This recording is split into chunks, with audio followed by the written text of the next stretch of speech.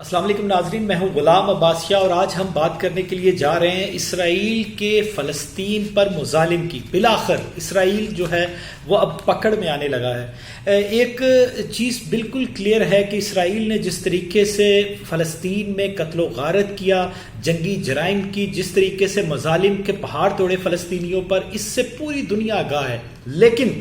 کیونکہ اسرائیل کی منوبلی تھی، امریکہ ان کے ساتھ ہمیشہ سے رہا ہے اور اس وجہ سے اسرائیل کے جرائم کو ہمیشہ سے پس پردہ ڈالا گیا ہے۔ لیکن اب بالآخر ایک ایسا فیصلہ آیا ہے کہ جس سے یہ امید جاگ گئی ہے کہ اسرائیل کے جو جنگی جرائم ہیں اب ان کا ٹرائل ہوگا، اور اسرائیل کی جو فورسز جس طریقے میں انہوں نے 2014 کے دوران غزہ کی پٹی کے اوپر نہتے معصوم فلسطینی بچوں کو، عورتوں کو اور اس کے ساتھ ساتھ جو وہاں پر موجود مرد حضرات تھے، ان کو جس طریقے سے ان کے اوپر شیلنگ کی، ان کا قتل عام کیا، اس حوالے سے اب ان کے اوپر مقدمہ چلے گا۔ میں خبر آپ کو بتانا جا رہا ہوں، اور وہ خبر یہ ہے کہ اسرائیل کی اور امریکہ کی بھرپور مخالفت کے باوجود عالمی فوجداری عدالت کی پراسیکیوٹر کو فلسطین میں جنگی جرائم کی تفتیش کا اختیار مل گیا ہے۔ یہ اس کی ڈیٹیلز میں اگر بات کی جائے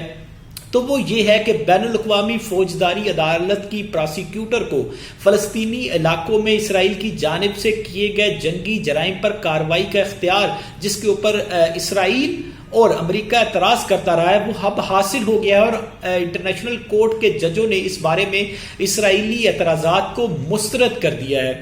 افریقی ملک گیمبیا ایسا ملک ہے جس سے تعلق رکھنے والی عالمی فوجداری عدالت کی پراسیکیوٹر فتو بنسودا،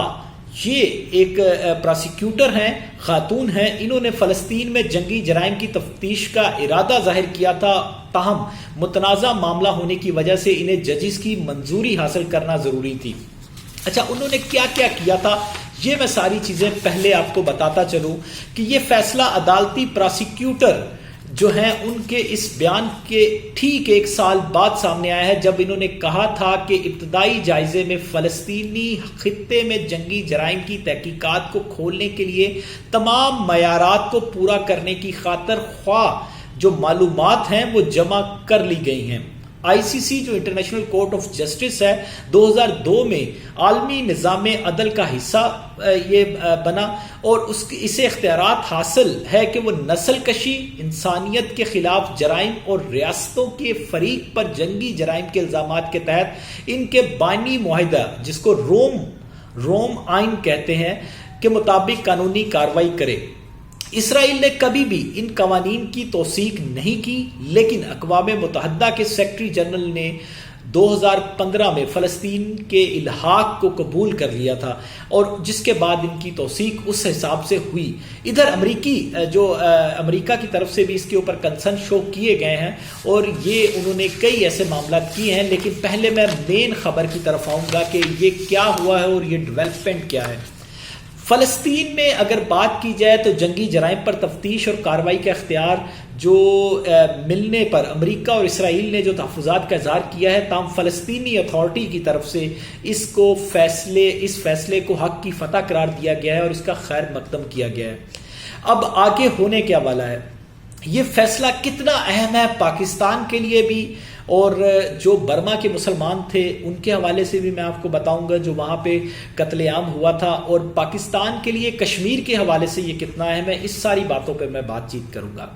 اچھا، عالمی فوجی عدالت کی پراسیکیوٹر نے کہا ہے کہ 2014 کے دوران غزہ پٹی پر اسرائیلی سیکیورٹی فورسز نے جنگی جرائم کے مرتکب ہو سکتی ہیں،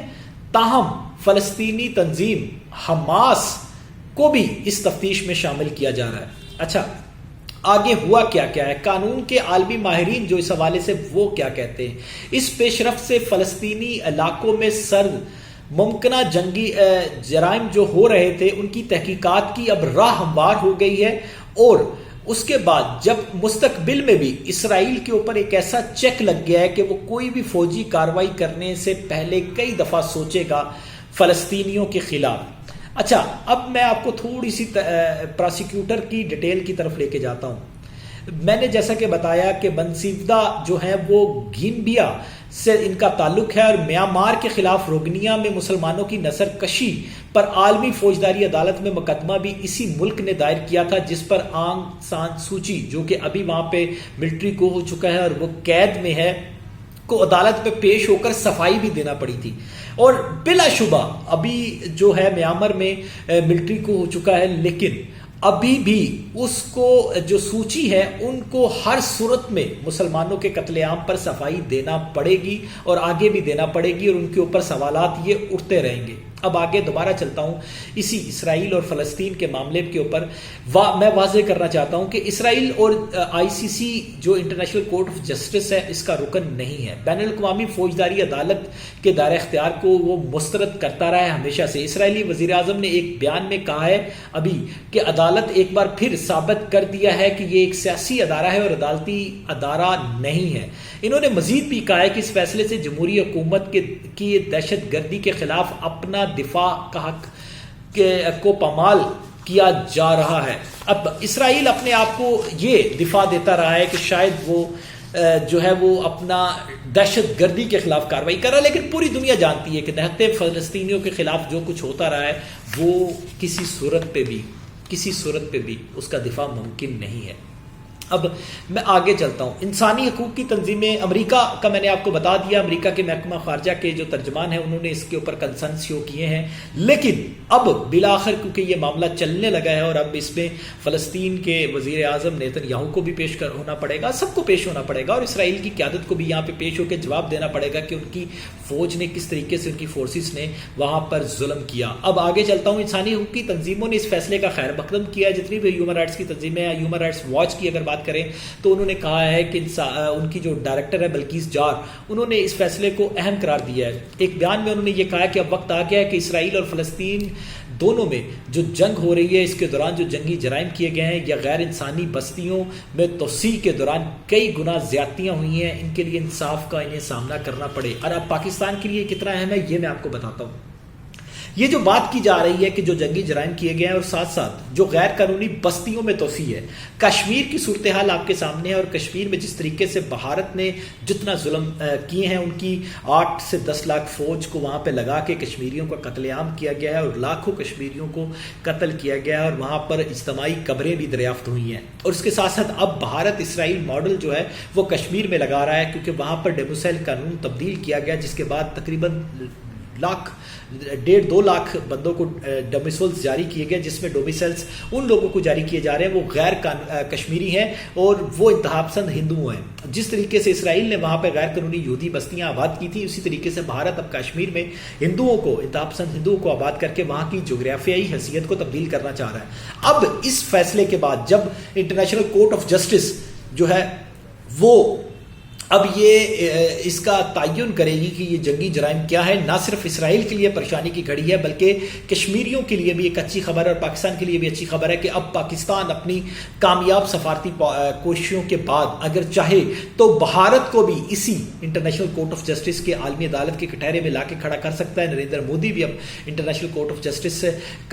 میں پیش ہو کر اپنی صفائی دیں گے، کیونکہ اب انہوں نے بھی جو ظلم بھارت کی سرکار نے کشمیریوں کے ساتھ کیا ہے اس کا بھی ان سے حساب لینے کا وقت آ چکا ہے، اور اب اس فیصلے نے بہت ساری راہوں کو ہموار کر دیا ہے، جس کے بعد